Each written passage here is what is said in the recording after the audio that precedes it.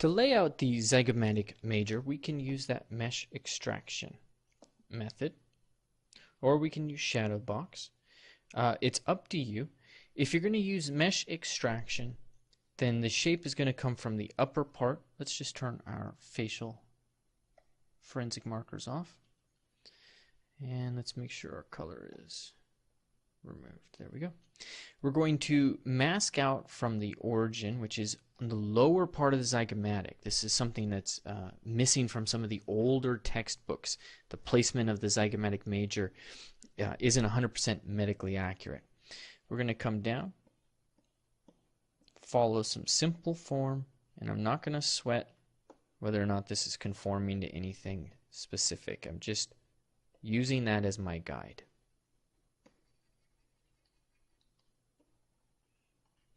All right, lower that resolution so it's not so huge, and we can subdivide it and add some texturing.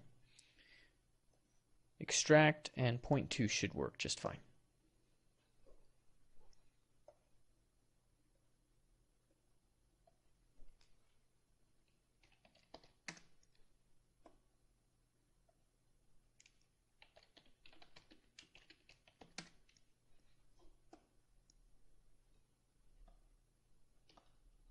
Make sure symmetry is on. You can come in with move elastic. Make sure the mouth is on. And let's just pull this forward. Make sure to clear that mask.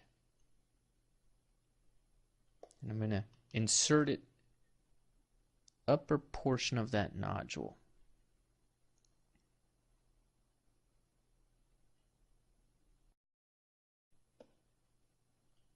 Okay, it doesn't look too bad. We need to clean the form up a little bit. Divide it. Looks like we've accidentally extracted out the depressor supercilii. So I'm simply going to delete the hidden qualities there.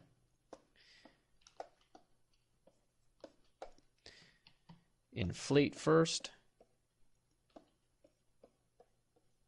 It's thin though, so don't get too carried away.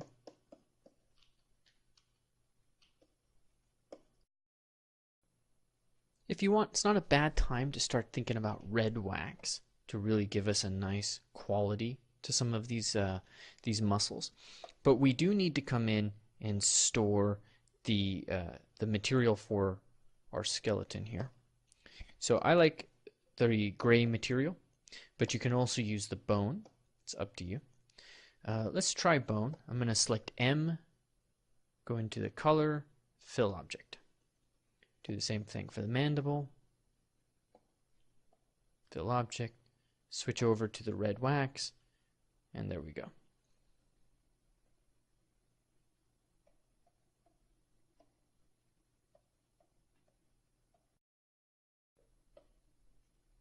Okay, now I've also turned the poly painting on for each one of these so that they're not grayed out.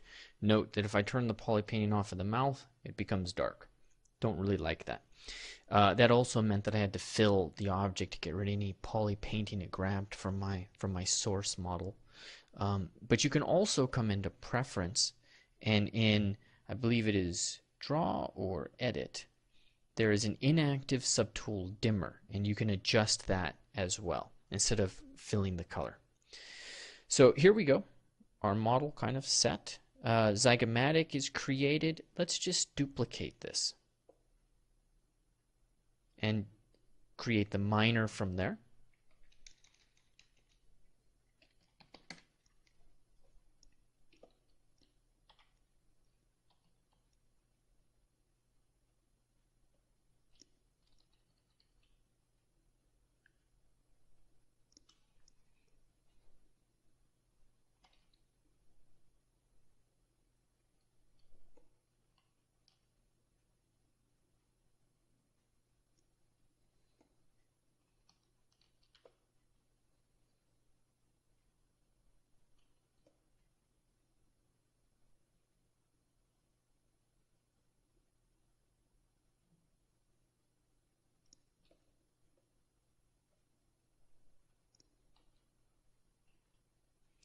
feel like I need to rotate this slightly, so I'm just going to rotate it along its axes, which is going to necessitate a little bit more motion, but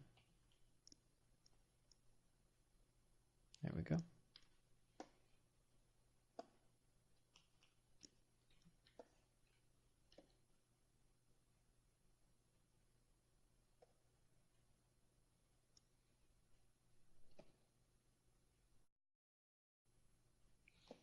Okay, zygomatic minor is placed. Now we can duplicate these or create a very simple shape for the depressor, the levator labii superiors. But I'm going to duplicate, move it down, and rename.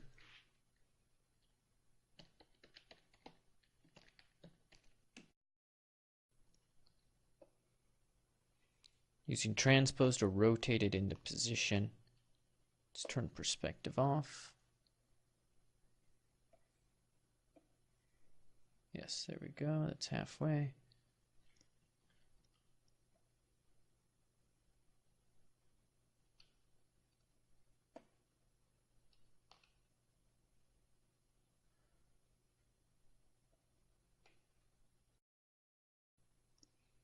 Okay, let's make sure to spread this out as well. See if I can do that with transpose. We can get pretty close. Yeah, there we go.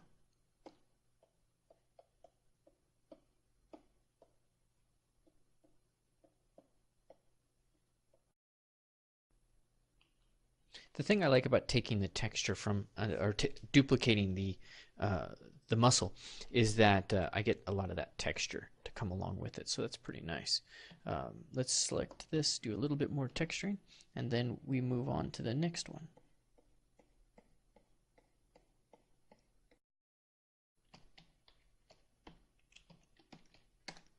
Okay, the alakinese. Now let's move this into place. We're already largely positioned, so move elastic should be able to get us everything that we need.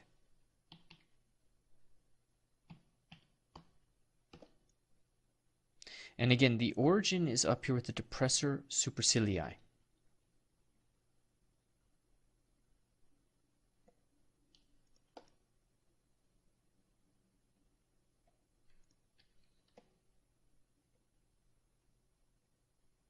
Turned on solo mode. I have a hotkey set for that. Come along the nostril.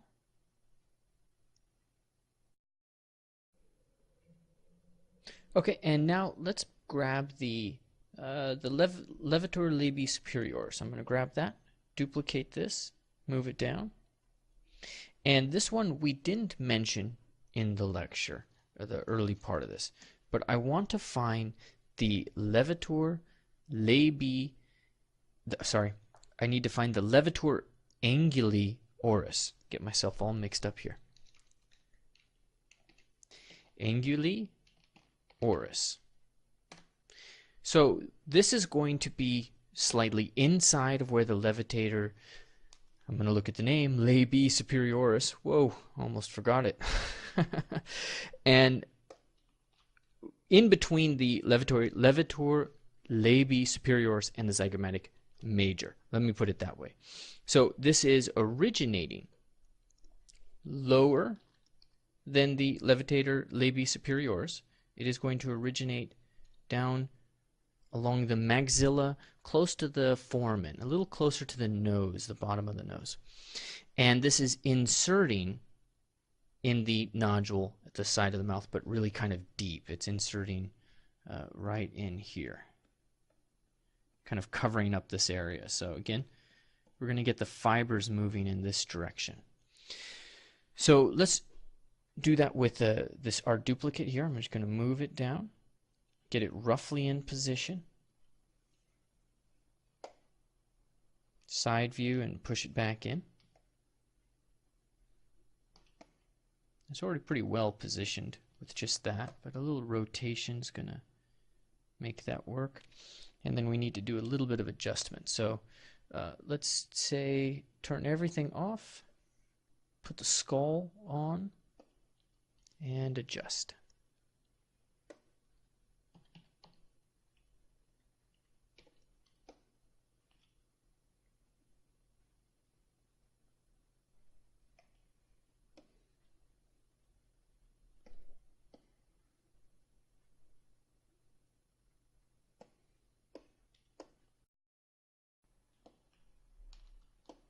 Okay, now the next thing for us to be looking at is the depressor anguli oris and the depressor labii inferioris and the mentalis.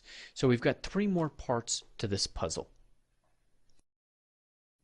All right, now next on our list is the depressor anguli oris, also known as the triangularis in some books, and that's because it forms this nice triangular shape here.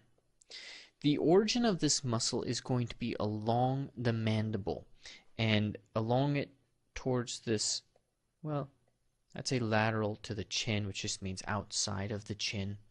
And the insertion is coming to the nodule, the side of the mouth. So we're going to keep it along these lines. Then we've got the depressor labii inferioris. And the depressor labii inferioris is going to share a very similar origin.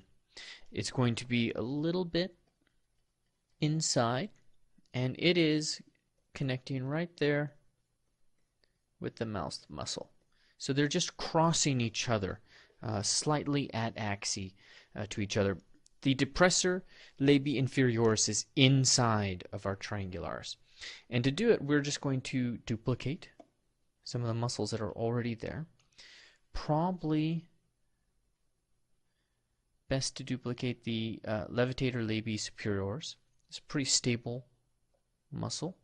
Move it down.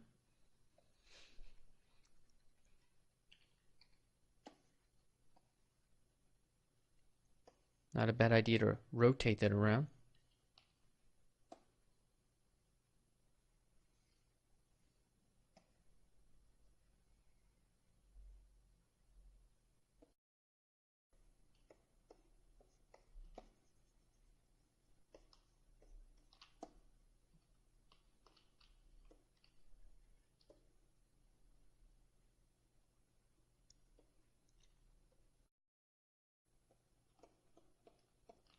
Okay, we've got our rough shape established.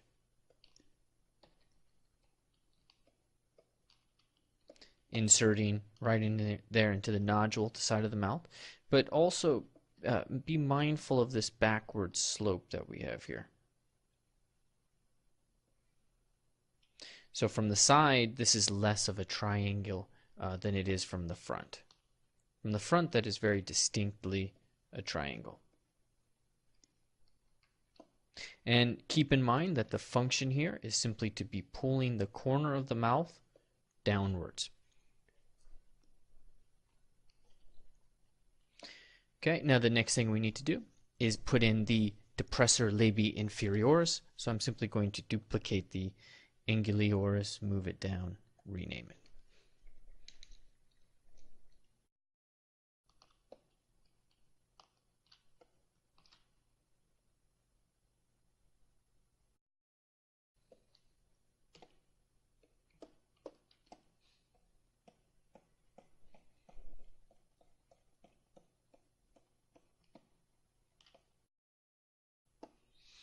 All right, now with the labii inferioris, I am looking to kind of integrate these muscles a little bit. So I'm going to just bury that point where they connect.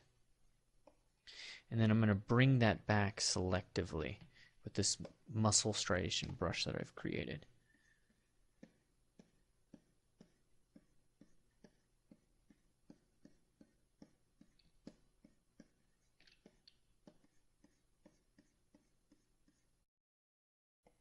Check our markers. Remember the lower part of the face, how thick everything was? So keep that in mind when you're working on the thickness of these muscles.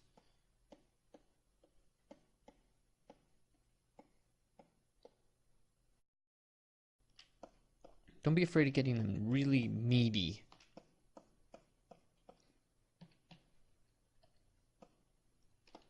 And then coming back in with these striations to kind of just make everything look a little cooler.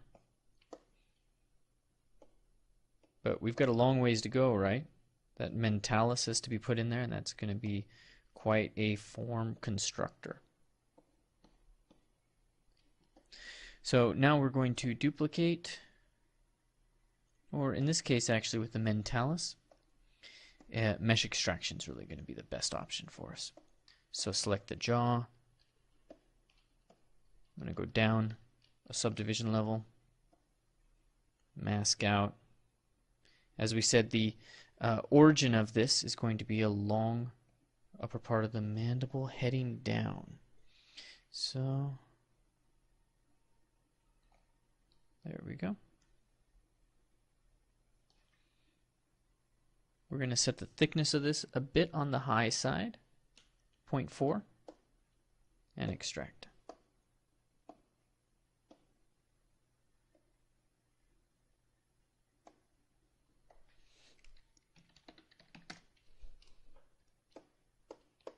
A lot of wasted stuff there, so select this guy, delete hidden. It's all gone. Polygroups are here, so we can, let's clear everything. Mask, show, well,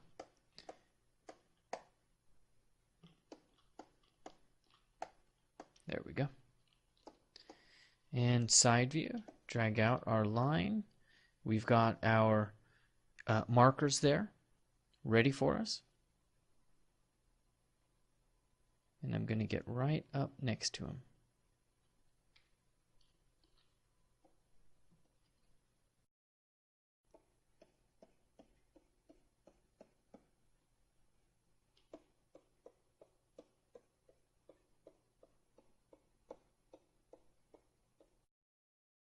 Okay, now in terms of the marker, I'm leaving some room there for the skin itself. Sometimes I'm including the skin, sometimes I'm not. So this will be a little confusing to some extent. But if you play it loose, your brain will be able to get everything intact without too much damage. I'm going to just adjust the labii inferiores to account for the mentalis.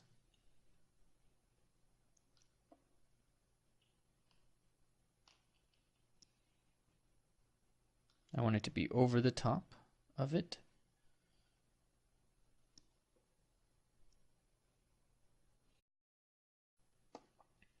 All right, there we go. So that's roughly what we're going to be trying to attain. There's some issues with the exact volumes, things of that nature, but everything is roughly in place for the skirt of the mouth from a frontal perspective. Now the next thing for us to do is get in and take a look at the skirt of the mouth from a side view. And also to be putting in the masseter,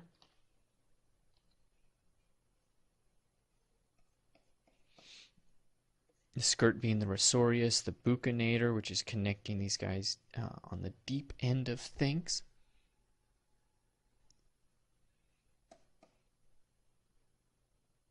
And then moving in and talking about the nose and the eye.